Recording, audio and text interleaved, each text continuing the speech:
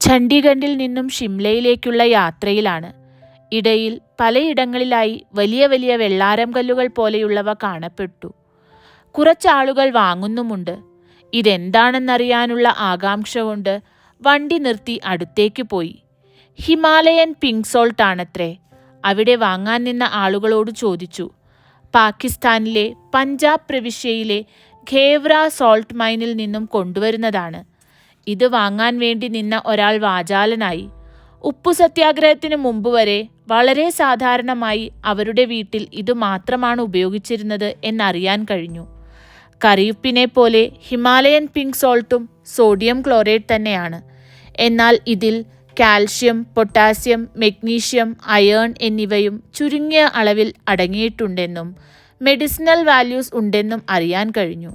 ഇത് ഗ്രൈൻഡ് ചെയ്താണത്രേ ഉപയോഗിക്കേണ്ടത്. 1 കിലോഗ്രാമിന് 70 രൂപയാണ് വില. ഇവിടെ ഗ്രൈൻഡ് ചെയ്ത് പൊടിയായതും അവൈലബിൾ ആണെങ്കിലും വലിയ കല്ലുകൾക്കാണ് ഡിമാൻഡ്. ഇത്രയും ഗുണങ്ങളൊക്കെ ഉണ്ടെങ്കിൽ നമുക്കും അറിയണമല്ലോ. ഞങ്ങളും മേടിച്ചു കുറച്ച്.